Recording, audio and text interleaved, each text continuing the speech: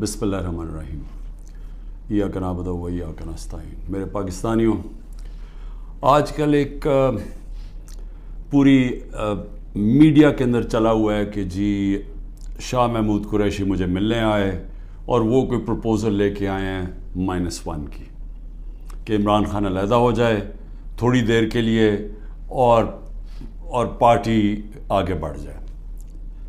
تو میں آپ سب کے لیے پہلے تو شاہ محمود کوئی اس طرح کی پروپوزل نہیں لے کے آئے، اور بات چیت ہوئی کہ ان کا جیل میں ٹائم گزرا، کس سے ملے، ہمارے کئی لوگ تھے جو ان سے ملنے آئے، تو وہ سب کی بات چیت ہوئی اور پھر آگے ہم نے کرنا کیا۔ لیکن میں آپ سب کو ذرا سمجھانا چاہتا ہوں کہ 2 طرح کی پالیٹکس ہیں، یہ آپ نے بڑا ضروری سمجھنا ہے، کیونکہ ایک پالیٹکس میں یہ -1 چلتا ہے۔ وہ کون سی پالیٹکس ہے؟ اس کو پاور پالیٹکس کہتے ہیں۔ وہ پالیٹکس ہوتی ہے اقتدار کی پالیٹکس۔ وہ پالیٹکس ہے کہ اگر عمران خان پرائم منسٹر بننا چاہے، اچھا جی ابھی اسٹیبلشمنٹ میرے سے ناراض ہے، چلو میں تھوڑا پیچھے ہو جاتا ہوں، پارٹی کو آگے کر دیتا ہوں، کوئی ڈیل کر لیتا ہوں، کوئی سمجھوتا کر لیتا ہوں، اور اس کے بعد پھر آگے جا کے دیکھیں گے کہ ابھی کسی اور کے حوالے کر دوں تو وہ اس کے بعد پھر میری باری آ جائے گی۔ اس کو پاور پالیٹکس کہتے ہیں۔ دوسری پالیٹکس ہے جو میں پالیٹکس کر رہا ہوں 27 سال سے، وہ پالیٹکس ہے جو قائد اعظم کی پالیٹکس تھی۔ وہ پالیٹکس وہ ہے جو کہ مشن کی پالیٹکس ہے، کوئی وہ ذات کی پالیٹکس نہیں ہے۔ وہ پالیٹکس وہ ہے جو ہم سارے مسلمان انسپائر ہوتے ہیں ہماری نبی صلی اللہ علیہ وسلم سے، کہ انہوں نے بھی ایک مدینہ کی ریاست سنبھالی تھی، انہوں نے بھی مشکل وقت گزارا تھا، اور اس کے بعد انہوں نے دنیا کی تاریخ کا سب سے بڑا انقلاب لے کے آئے تھے۔ اور ہم تو کبھی ان کے اپنا سوچ ہی نہیں سکتے کہ ان کے جوتوں کی مٹی کے قریب بھی ہوں، لیکن قرآن میں ہمیں حکم ہے کہ ان کی زندگی سے سیکھو، ان کی سنت سے سیکھو۔ وہ پالیٹکس بڑے مقصد کی ہے، وہ اپنی ذات سے ہٹ کے ہے، کہ میرے نبی صلی اللہ علیہ وسلم جب سارا عرب ان کے نیچے آ گیا تھا تو انہوں نے اپنا رہن سہن نہیں بدلا، وہ جدھر تھے ادھر ہی رہے، مقصد بڑا تھا۔ تو ہم تو ان سے انسپائر ہوئے ہیں۔ میں تو نہ پالیٹکس میں آتا ہی نہ کبھی۔ تو میں نے جو انصاف کی تحریک شروع کی تھی، یہ مدینہ، اور کہا تھا کہ اسلامی فلاحی ریاست ہمارا مقصد ہے، ہم مدینہ کی ریاست سے انسپائر ہوئے تھے، ہم ان کی سنت سے انسپائر ہوئے تھے کہ جو وہ انقلاب لے کے آئے تھے۔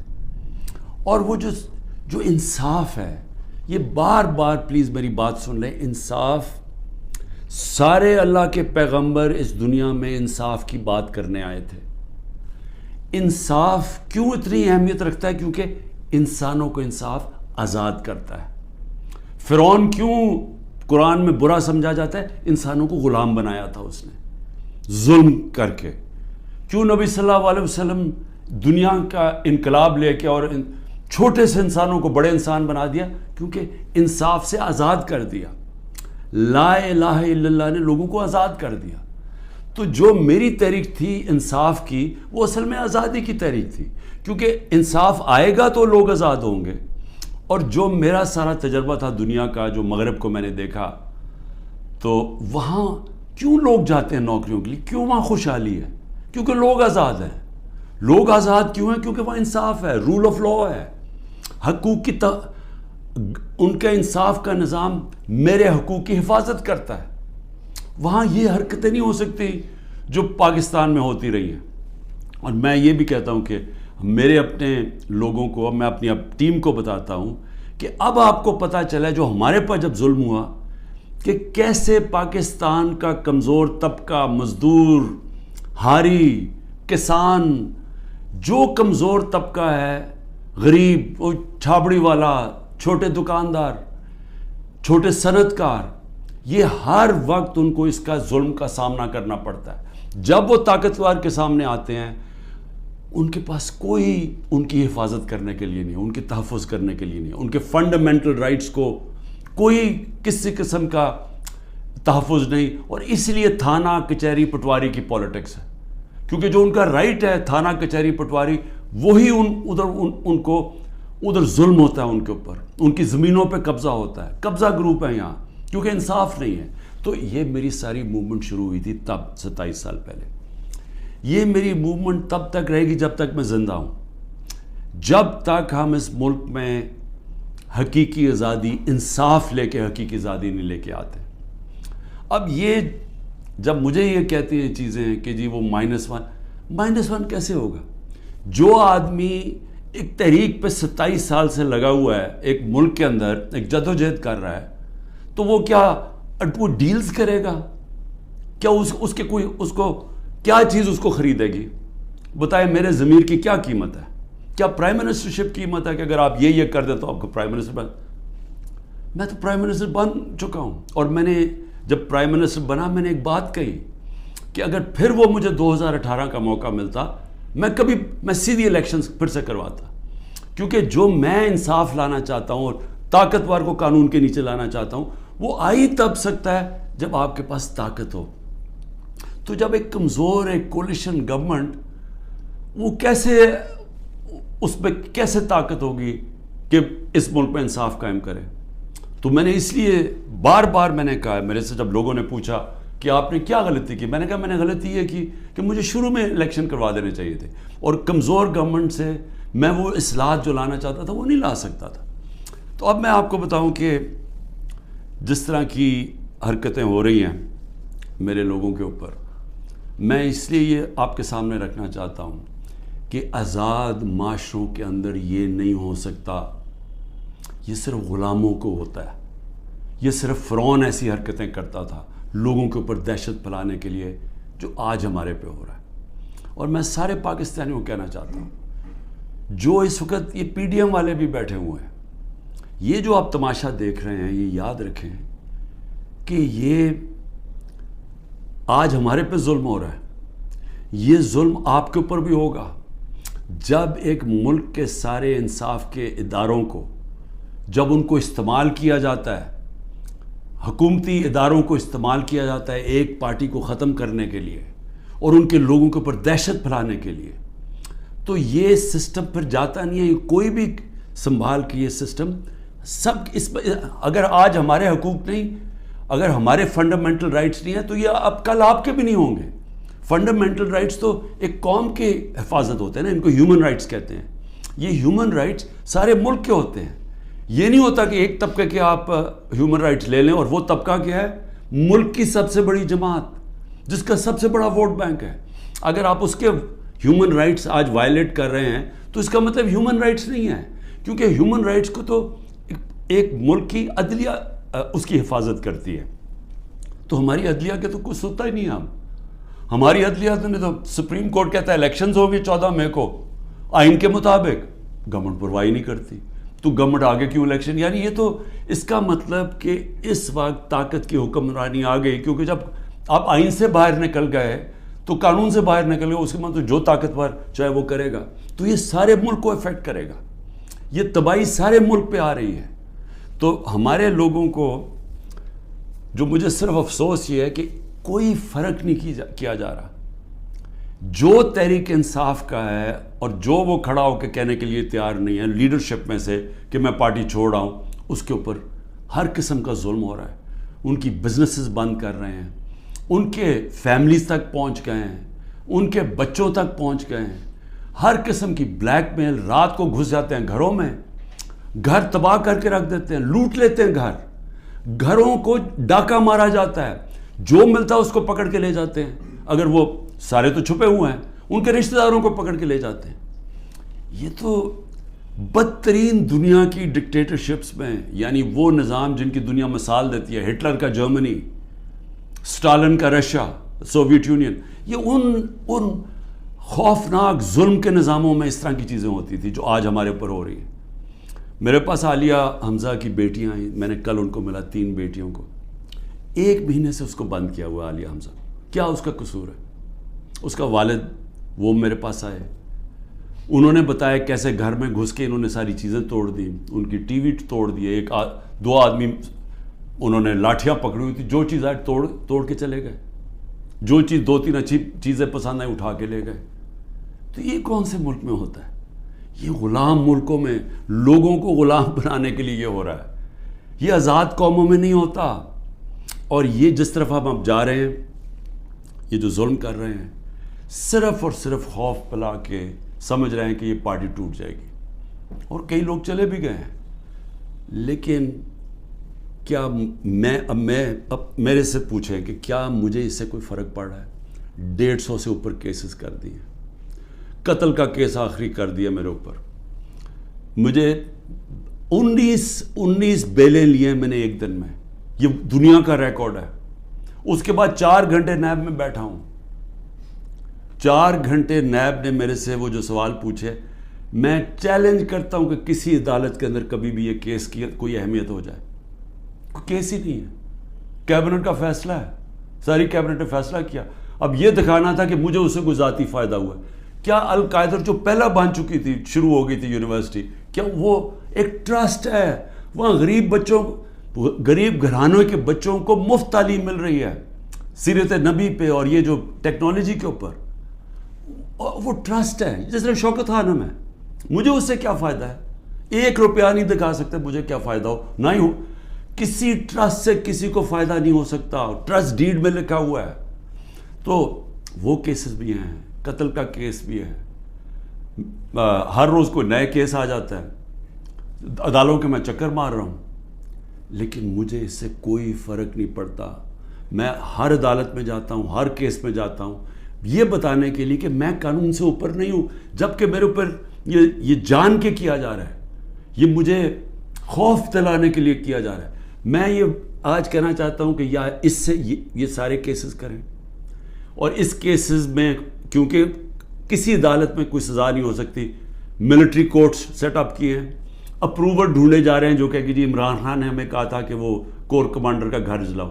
یہ کہیں گے, ان میں سے کوئی اپروور آ جائیں گے, مجھے ملٹری کورٹ میں لے جائیں گے, سزا ہو جائے گی. مجھے کوئی فرق نہیں پڑے گا. جو آدمی ایک مشن, جو 22 سال سٹرگل کر کے, جو اگر جس کے پاس سب کچھ تھا, کوئی ضرورت نہیں تھی 22 سال سٹرگل کرنے کی, اگر وہ آج 27 سال کے بعد اگر کسی کا خیال ہے کہ میں جیل سے ڈر جاؤں گا, یا جو بھی یہ جو 2.5 قاتلانہ ہم 2 میرے اوپر حملے ہو چکے ہیں قتل کرنے کے لیے, ایک مجھے وقت پہ پتہ چل گیا تو میں نے ٹی وی پہ بتا دیا کہ کیا کرنے جا رہے تھے, تو اس سے کیا فرق پڑے گا؟ جو قاتلانہ حملے سے نہیں ڈرتا تو وہ کس سے اور ڈرے گا؟ لیکن اس سے بھی زیادہ گھٹیا پان میری بہنوں تک پہنچ گئے ہیں. میری بیوی کے اوپر کیس, ٹرسٹی ہو کے اس کا وارنٹ کا, ایک ٹرسٹی کو 1 پیسہ نہیں مل سکتا, کیونکہ وہ سیرت نبی میں بہت ان کی سٹڈی ہے, وہ انٹرسٹڈ تھی القادر یونیورسٹی, وہ ٹرسٹی ہے, اس کے اوپر وارنٹ نکال دیا. میری بہنوں کے اوپر میں صرف یہ بتا رہا ہوں کہ کس لیول پہ پہنچ گئے ہیں. ایک بہن کا بیٹے کے اوپر وارنٹ نکالا ہے, اس کا خنسامہ اٹھا کے لے گئے, وہ بیٹا نہیں تھا. خنسامہ جب واپس آیا وہ آئی سی یو میں 2 ہفتے سے پڑا ہوا ہے, آئی سی یو کے اندر خنسامہ, اسے پتہ ہے کیا کیا وہاں جیل کے اندر. ایک بہن اس کی بہو کے پاس پہنچ گئے کہ جی آپ کوئی جیو فینسنگ میں آپ کہیں تھی, اس کے پاس پہنچ گئے. ایک بہن اس کی زمین اس کی اس کے اوپر اینٹی کرپشن پہنچ گئی ہے. میں نے اپنی بہنوں کو ویسے کہا, میں نے کہا دیکھو ملک سے باہر چلے جاؤ. وہ تینوں کھڑی ہیں, نہیں ہم فیس کریں گے, ہم نہیں جاتے.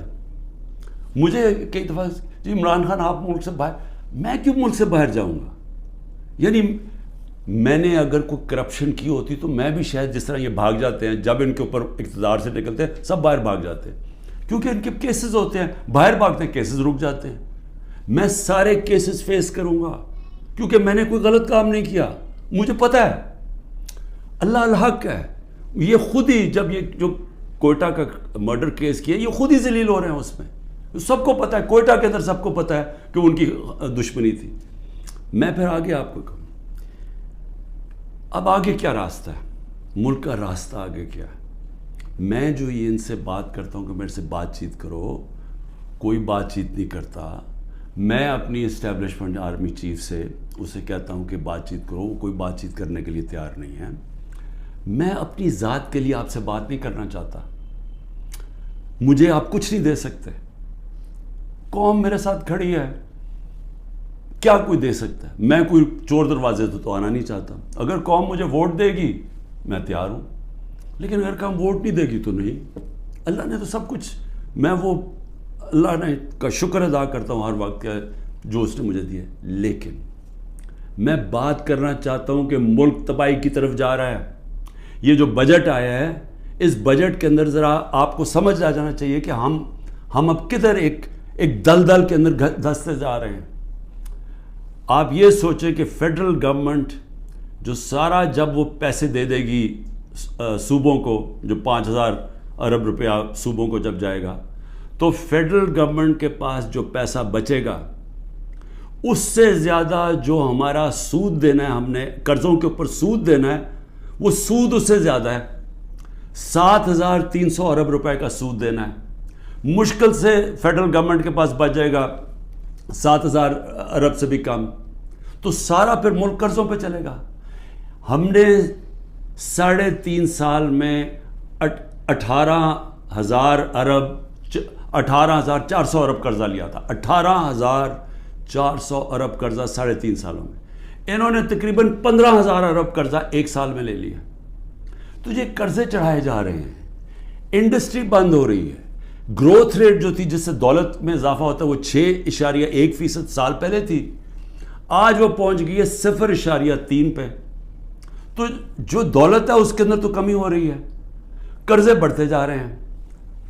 ڈالر کدھر سے آئیں گے؟ انہوں نے 25-30 ارب ڈالر ایک سال کے اندر دینے ہیں, وہ کدھر سے آئیں گے؟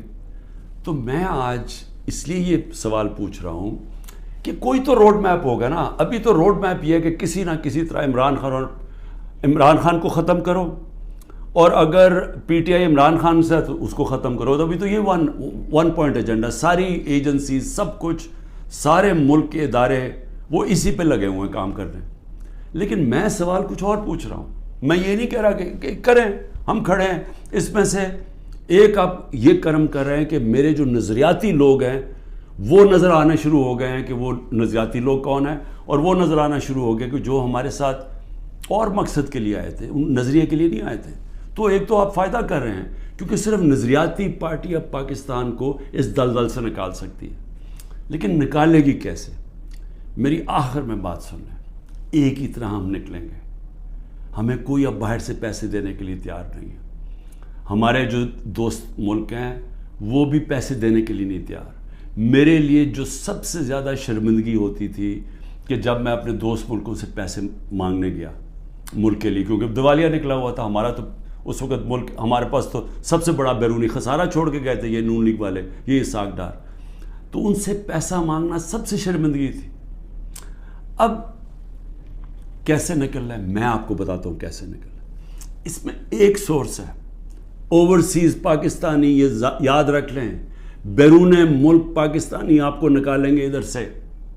اور بیرون ملک پاکستانی کیسے نکالیں گے؟ میں نے پھر سے آپ کو کہتا ہوں کہ 16,000 پاکستانی امریکن ڈاکٹرز, ان کی نیٹ ورتھ 200 ارب ڈالر ہے. ہم آئی ایم ایف سے 6 ارب ڈالر کی پیچھے ان کے منتیں کر رہے ہیں کہ کسی طرح دے دیں ہمیں. 200 ارب ڈالر ان کی ہے, یہ صرف 16,000 ہے. 1 کروڑ باہر پاکستانی بیٹھا ہوا ہے.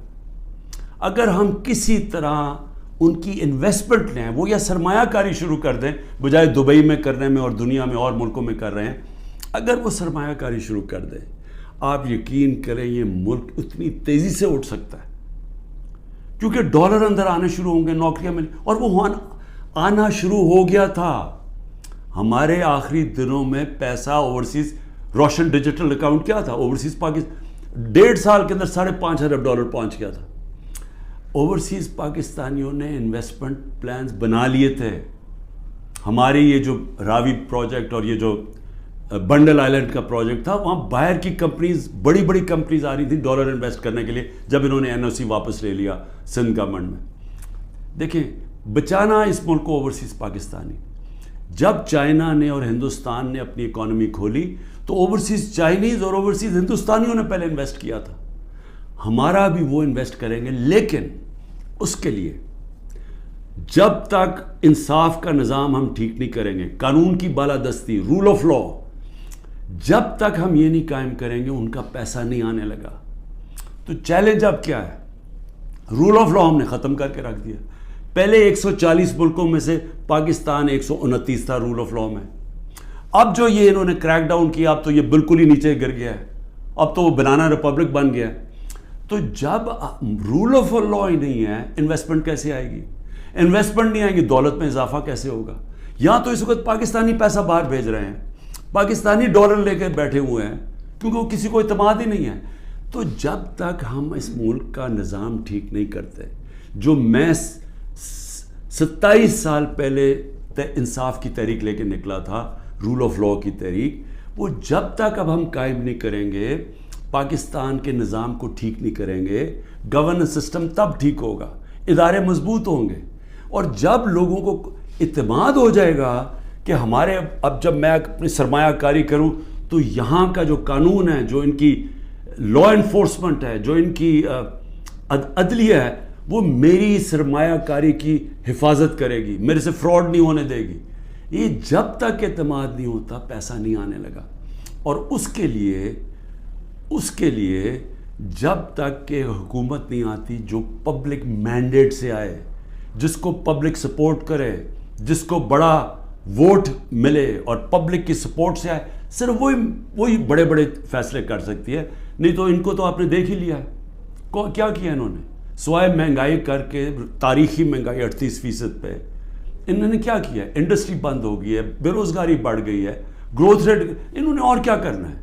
تو یہ جو ابھی تک تو گیم پلان میں یہی کھچڑی پکنے لگی ہے نا, آگے نئی آ گئی ہے, نئی جماعت ایک کریٹ کر دی ہے. ہم نے بھی اپنے بڑے بڑے اچھے 27 سال پرانے ہم نے لوگ وہاں بھی بھیج دیا ہیں ان کے پاس, اور ضرورت ہے تو حکم کریں ہم اور بھی بھیج دیتے ہیں. لیکن اس سے ملک ٹھیک نہیں ہونے لگا. ملک ٹھیک تب ہوگا جب ایک public mandate, free and fair election کے بعد ایک مضبوط گورنمنٹ آئے گی. اور میں اپنی اسٹیبلشمنٹ کو آج پھر سے کہتا ہوں, نظر ثانی کرے, ملک تباہی کی طرف جا رہا ہے. اور جب یہ تباہی جس طرف جا رہا ہے اور IMF کی اگلی کنڈیشنز آئیں گی, جس طرح انہوں نے مصر اور سری لنکا میں انہوں نے کنڈیشن لگائی, وہ کیا ہے کہ فوج کا بجٹ کام کرو, دونوں جگہ انہوں نے کہا. تو یہ تو ہم ادھر جا رہے ہیں کہ ہم اپنی سیکیورٹی اینڈ میں کمپرومائز کریں گے, اور ایک دفعہ سیکیورٹی کمپرومائز ہوگی اس ملک کی تو ہمارے جو دشمن بیٹھے ہیں وہ ملک توڑنے کے لیے تیار ہیں.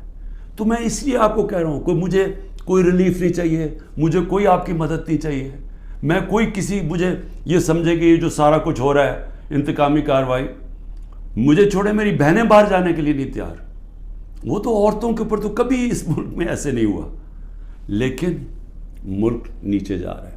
اور اس لیے وقت کم ہے, جس طرح دن بڑھتے جا رہے ہیں ہم اور اپنے ملک کو تباہی کی طرف لے کے جا رہے ہیں. صرف قانون ختم ہو چکا ہے.